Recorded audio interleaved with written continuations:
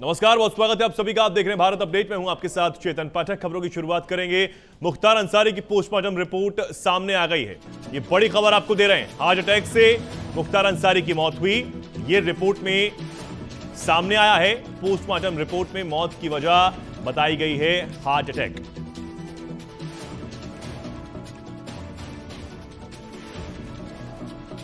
तो मुख्तार अंसारी की postmortem report सामने आ गई है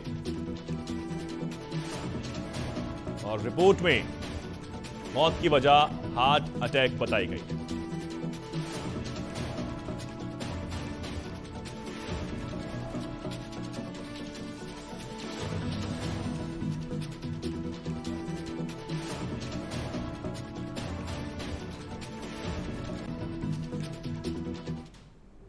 आगे बढ़ेंगे। गाजीपुर स्थित मोहम्मदाबाद यूसुफपुर में मुख्तार अंसारी को सुपुर्द खाक किया गया है। यहां यूसुफपुर के कालीबाग कब्रिस्तान में उसकी कब्र बनी। मुख्तार अंसारी के जनाजे में अफजल अंसारी के साथ उमर अंसारी और मुख्तार अंसारी का पूरा परिवार मौजूद था। हालांकि जेल में बंद अब्बास अंसारी को अपने पिता को आखिरी बार देखने की इजाजत नहीं मिली। बता दें कि जब मुख्तार का शव पैतृक आवास से घर लाया जा रहा था, उस वक्त वहां परिवार और समर्थक मौजूद रहे। मुख्तार अंसारी को सुबह करीब 10:35 पर यूसुफपुर के कब्रिस्तान में दफन किया गया। उसकी कब्र उसके माता पिता के बगल में ही बनाई गई है। उसके जनाजे में बड़ी संख्या में समर्थक पहुंचे थे।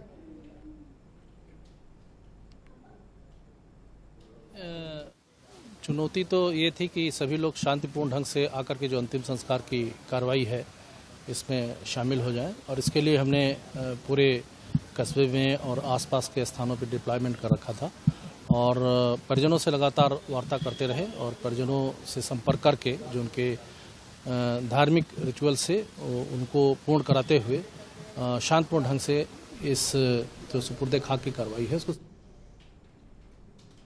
स्वतंत्रता सेनानी और पूर्व प्रधानमंत्री चौधरी चरण सिंह, पूर्व प्रधानमंत्री नरसिम्हा राव, पूर्व उप प्रधानमंत्री लालकृष्ण आडवाणी, बिहार के पूर्व मुख्यमंत्री कर्पूरी ठाकुर और कृषि वैज्ञानिक एमएस स्वामीनाथन को देश के सर्वोच्च सम्मान भारत रत्न से नवाजा गया है।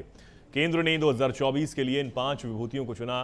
गौरतलब है 2020 से 2023 तक किसी को भी भारत रत्न नहीं दिया गया था। राष्ट्रपति भवन में पूर्व उप प्रधानमंत्री लालकृष्ण आडवाणी को छोड़कर अन्य 4 विभूतियों, जिनमें पूर्व प्रधानमंत्री चौधरी चरण सिंह, नरसिम्हा राव, पूर्व मुख्यमंत्री कर्पूरी ठाकुर और कृषि वैज्ञानिक डॉक्टर एमएस स्वामीनाथन को मरणोपरांत भारत रत्न सम्मान से नवाजा गया। शब्द नहीं है कैसे मैं आपको बताऊं, क्या वर्णन करूं। बहुत अच्छा लगा। पूरे इस सेरेमनी का भी एक प्रोटोकॉल होता है। उस प्रोटोकॉल में वहां उस स्थान पे बैठे बैठे आपको धीमे धीमे एहसास होता है कि आज ये कितने ऐतिहासिक पल हैं। और मेरे परिवार के कई परिजन यहाँ पहुंच पाए, कई नहीं पहुंच पाए। सब लोग, बहुत पूरे देश के किसानों तक ये बात पहुंची है कि भारत सरकार ने निर्णय लिया है, उनके हित में लिया है, उनके सम्मान में लिया। लोकसभा चुनाव की तारीखों का ऐलान हो चुका है। जैसे जैसे मतदान की तारीखें नजदीक आ रही हैं, वैसे वैसे विपक्ष सत्तारूढ़ दल बीजेपी पर हमलावर होता चला जा रहा है। इस बीच विपक्षी इंडिया गठबंधन ने नई दिल्ली के रामलीला मैदान में महारैली का आयोजन किया। महारैली 31 मार्च को आयोजित की गई है, जिसमें विपक्षी दलों के तमाम नेता शामिल होंगे। वहीं से लेकर दिल्ली के पर्यावरण मंत्री गोपाल राय ने रैली स्थल जाकर हालात का जायजा लिया। साथ ही कहा, जो ईडी का खेल चल रहा है उसके खिलाफ रैली से आवाज बुलंद की जाएगी।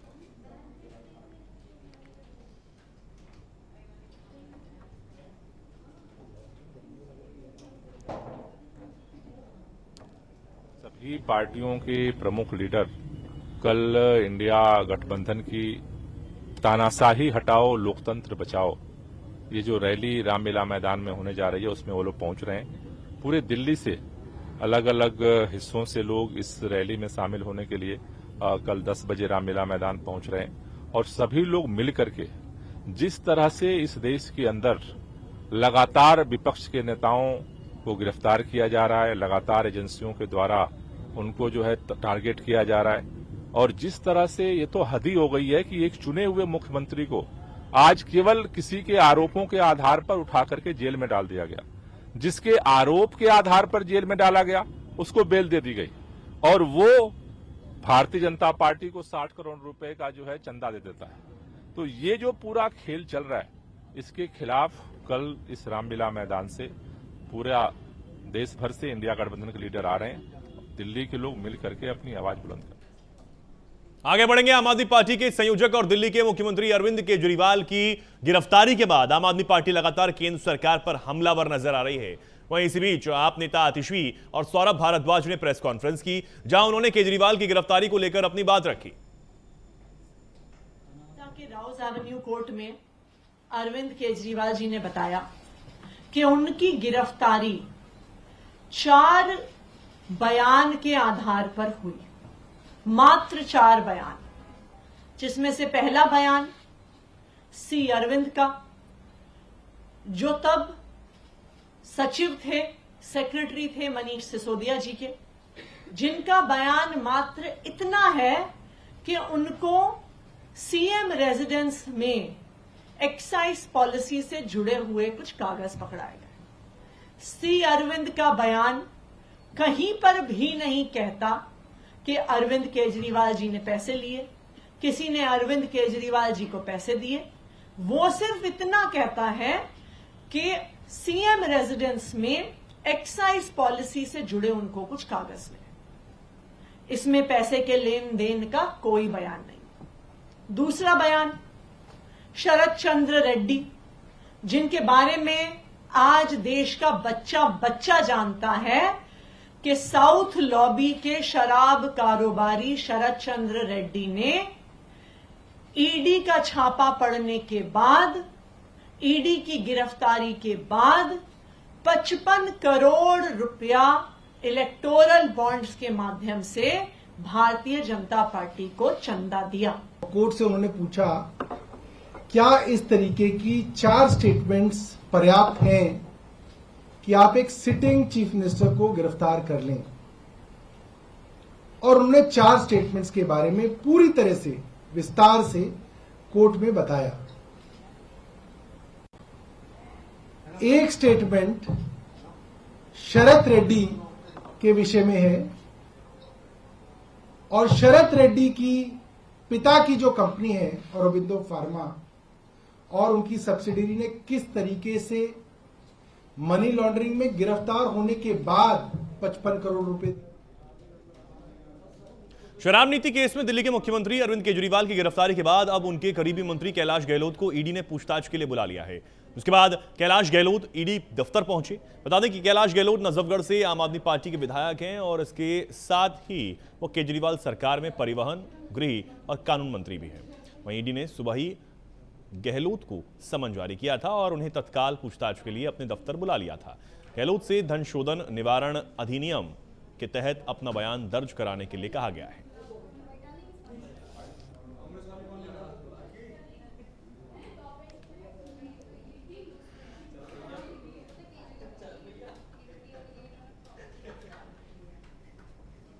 राजस्थान आज 75 साल का हो गया है। 1949 में आज ही के दिन 19 रियासतों और 3 ठिकानों को मिलाकर राजस्थान की स्थापना हुई थी। इनको जोड़ने में लगभग 8.5 साल का समय लगा।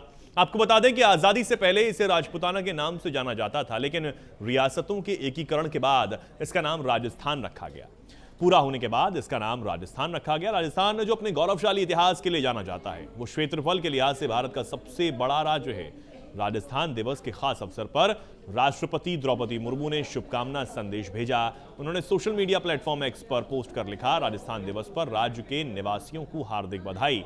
क्षेत्रफल की दृष्टि से देश का सबसे बड़ा यह राज्य अपनी गौरवपूर्ण परंपराओं, अतिथि सत्कार और इंद्रधनुषी संस्कृति के लिए प्रसिद्ध है। वहीं प्रधानमंत्री नरेंद्र मोदी ने लिखा, राजस्थान दिवस पर राज्य के अपने सभी परिवारजनों को मेरी कोटि कोटि शुभकामनाएं। अद्भुत ऊर्जा और उत्साह से भरे यहाँ के लोग राज्य के गौरव की एक नई गाथा लिखने में जुटे हैं। मुझे विश्वास है कि विकसित और आत्मनिर्भर भारत के निर्माण में राजस्थान की भूमिका बेहद अहम रहने वाली है। राजस्थान के मुख्यमंत्री भजन लाल शर्मा ने भी राजस्थान के लोगों को राजस्थान दिवस के खास अवसर पर शुभकामनाएं दी।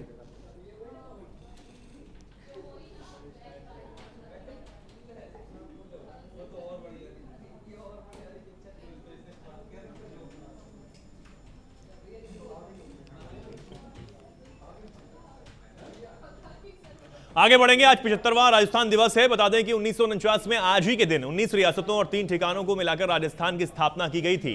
वहीं मध्य प्रदेश के मुख्यमंत्री मोहन यादव ने भी राजस्थान दिवस पर बधाई देते हुए एक्स पर पोस्ट कर लिखा, गौरवशाली इतिहास, लोक कला और संस्कृति से समृद्ध राज्य राजस्थान के स्थापना दिवस की प्रदेशवासियों को हार्दिक शुभकामनाएं।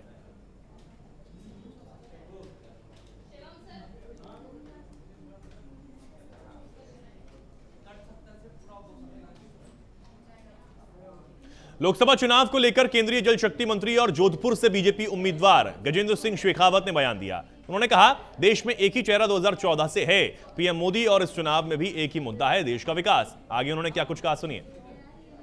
मुद्दा है, एक ही चेहरा है। 2014 से माननीय मोदी जी के देश की राजनीति में पदार्पण के बाद में देश की राजनीति का नैरेटिव केवल विकास के इर्द गिर्द घूम रहा है, गरीब कल्याण के इर्द गिर्द घूम रहा है, राष्ट्रीय सम्मान के इर्द गिर्द घूम रहा है। इसलिए इस चुनाव में भी पिछले 2 चुनावों की तरह एक ही मुद्दा है, वो है देश विकसित भारत।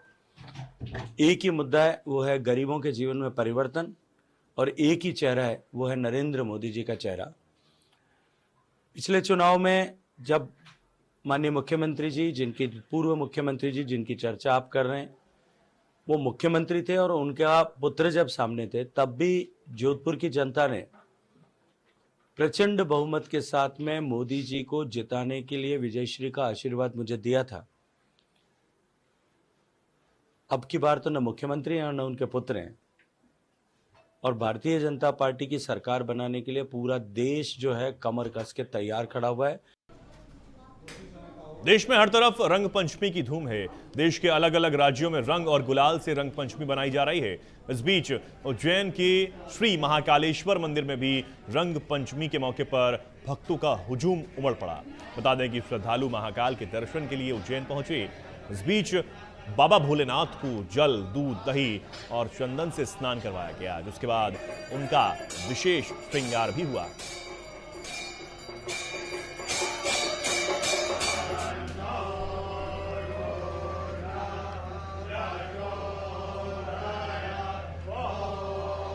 रंग पंचमी के पावन पर्व पर आप सबको शुभकामना, बधाई। पूरे प्रदेशवासियों को रंगों का यह त्यौहार आप सबके जीवन में मंगल करे।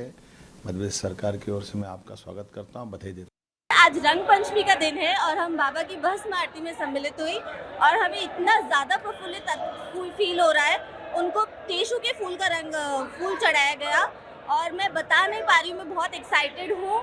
मतलब नेक्स्ट लेवल, बहुत बहुत बहुत अच्छा लग रहा है। बाबा का आशीर्वाद मिला, साक्षात रूप देखने को मिला। मैं सबको रिकमेंड करती हूँ भस्म आरती जरूर देखनी। बहुत बहुत जय मां। बाबा महाकाल के दरबार में रंग पंचमी महापर्व प्रातःकाल बाबा में केसर युक्त जल अर्पण किया गया है। परंपरागत अनुसार पूरी भगवान महाकाल की पूजन अर्चन की गई है और भगवान महाकाल से यही प्रार्थना की गई है कि आने वाला समय मंगलमय हो। यूपी के बुलंदशहर में गंगा नदी पर 83 करोड़ की लागत से बन रहे निर्माणाधीन पुल के 3 स्लैब गिर गए। वहीं ग्रामीणों ने पुल निर्माण में खराब सामग्री के इस्तेमाल का आरोप लगाया। बता दें कि मामले की जांच के लिए कमेटी का गठन किया गया है।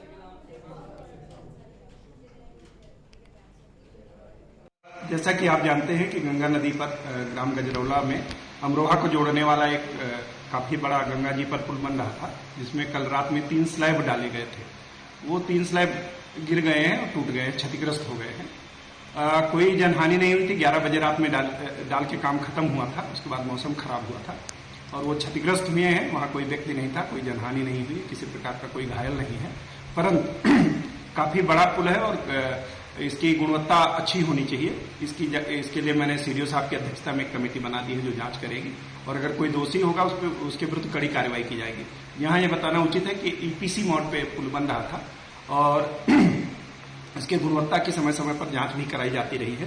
क्योंकि कल ही 3 स्लैब डाले गए थे और रात में मौसम भी खराब हुआ है, तो ये सारा देखते हुए जांच कमेटी जो आख्या देगी उसके अनुसार कार्रवाई करेंगे। मौके पर सभी इंजीनियर्स मौजूद हैं। कानपुर के अशोकनगर के पार्षद पवन गुप्ता पर दबंगों द्वारा हमला करने का मामला सामने आया। बता दें कि दबंग अंशु ठाकुर ने अपने साथियों के साथ मिलकर पार्षद पर हमला बोला, जिससे कई लोगों को गंभीर चोटें आई हैं। वहीं दबंगों की दबंगई सीसीटीवी कैमरे में भी कैद हो गई। पूरा मामला थाना नजीराबाद के क्षेत्र का है। पुलिस मामले की जांच में फिलहाल जुटी हुई है।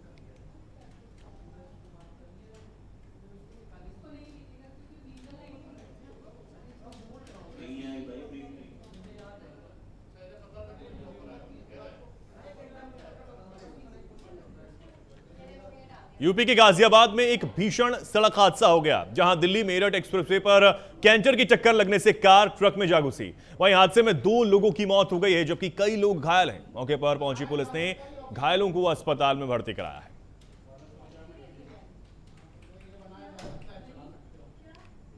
जिसमें अमरोहा से एक जो अर्टिगा में 11 बच्चे और एक ड्राइवर के साथ आ रहे थे, जो जामिया दिल्ली जा रहे थे, उनका एक्सीडेंट हुआ है। वो जाकर के डंपर से भिड़े हैं। अब घटना की वजह का अभी पता नहीं चल पाया है कि एग्जैक्टली डंपर रुकी थी या क्या हुआ था, बट वो पीछे से जाके भिड़ी है। इसमें सभी लोग घायल हैं। एक ड्राइवर और एक बच्चे की डेथ हुई है, जो अमरोहा के रहने वाले हैं, और बाकी घायलों का इलाज चल रहा है। अभी जो 4 हॉस्पिटलों में अलग अलग बच्चों का इलाज चल रहा है। भारतीय नौसेना ने अरब सागर में सोमालिया के समुद्री लुटेरों के खिलाफ 12 घंटे ऑपरेशन चलाकर 23 पाकिस्तानी नागरिकों को सोमाली समुद्री डाकुओं से बचाया। नेवी ने बताया कि उनकी टीम को हिंद महासागर में अदन की खाड़ी के पास एक ईरानी जहाज अल कंवर के हाईजैक होने की सूचना मिली थी, जिसमें ऑपरेशन चलाकर 9 लुटेरों को सरेंडर कराया गया है।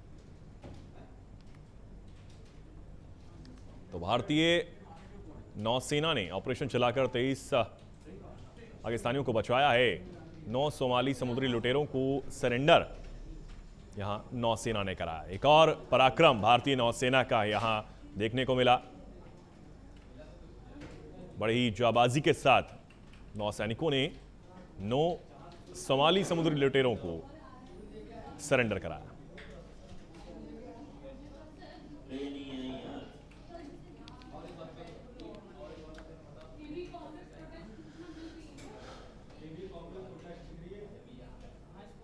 भारतीय नौसेना ने अरब सागर में यह ऑपरेशन चलाया, जिसमें 23 पाकिस्तानियों को बचाया गया है।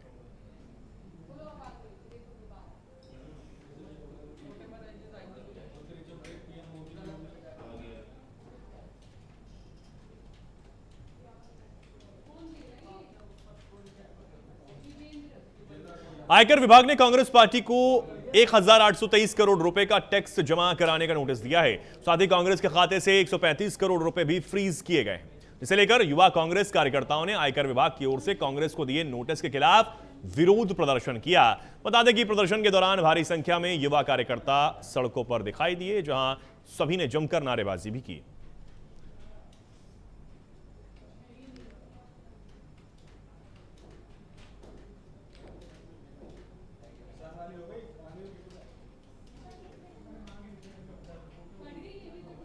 आयकर विभाग का कांग्रेस को नोटिस और जिसके बाद ये विरोध प्रदर्शन यहां देखने को मिला।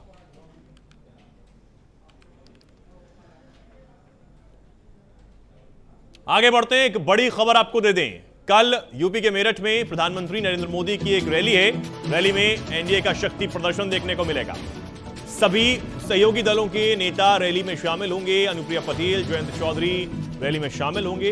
इसी के साथ ओम प्रकाश राजभर, संजय निषाद भी रैली में शामिल होंगे। कल मेरठ में प्रधानमंत्री का दौरा है और एक बड़ी रैली यहां पर हो रही है, जिसमें एनडीए के जो और भी नेता हैं वो भी शामिल होने के लिए पहुंचेंगे।